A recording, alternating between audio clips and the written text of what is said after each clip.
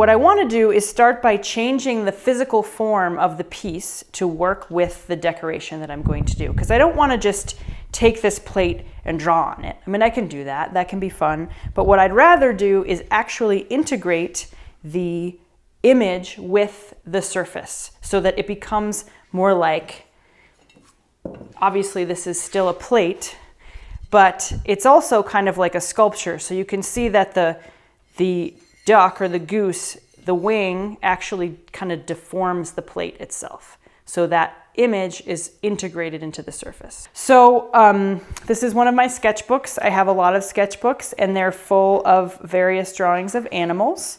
And I've chosen 2 today to put on the pieces. So we're gonna make a duck or a goose landing plate and a grizzly bear inside the bowl. So I start by taking the drawing itself. So we'll start with the duck because it's going to be easier for you to see. So I take the drawing of the duck and what I'll do is I'll trace it.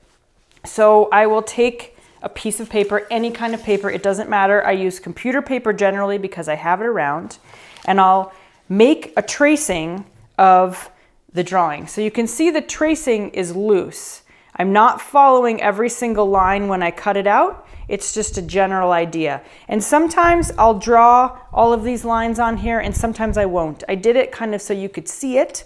And also because sometimes with more complicated drawings, it makes it easier for me to put the line in the right place when I go to paint it.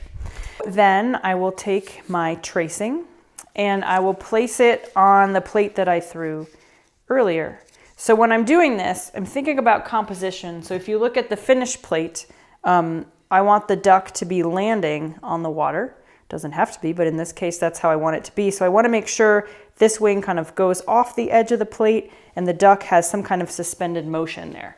So when I place it on here, I'm kind of looking at that, moving it around and trying to get it in a spot that I think makes sense.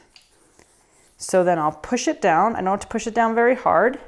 And then what I'm going to do is use my hand to actually physically draw around the animal.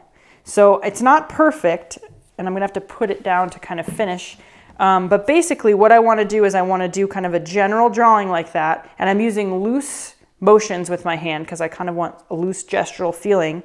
That's how I paint it.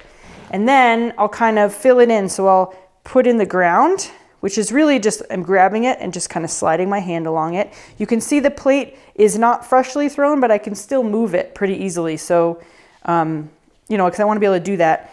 And then I have a branch in the background. So I'm going to kind of draw that in with my fingers, and I'm going to use really fast gestural movements and kind of pinch in some areas where some leaves will go. And you can see it's really not, just by the way that I'm moving my hands, I'm not like super planned out or anything. I'm just kind of making an impression of that animal and its surrounding on the pot. So that's a place to start. So I'll do that and then I'll kind of set it aside to dry a little bit because the next step will be trimming.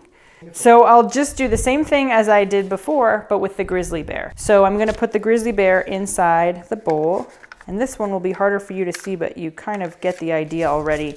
So I'm going to look at the grizzly bear bowl that I made before, and I can see that his toes are almost, they're on the ground here, and they're almost touching the edge of the bowl. And in this case, the composition is pretty centered, and it's not usually like that. If I find if I put the animal right in the middle, it's not a very dynamic piece. But this guy, that's kind of the only place he can be, and he's kind of a centered little bear. So I'm going to do that here. I'm going to put him kind of towards the ground here, and I'll draw real quick around him. And I'll add a branch, and you can see I'm supporting the piece on the outside as I use my finger to make these general lines, and I'll pinch in some leaves and I'll squeeze in some ground, maybe a little bit of grass. And then I get same kind of thing as I did on the plate, just a really general idea of where the bear will be and a general idea of the composition.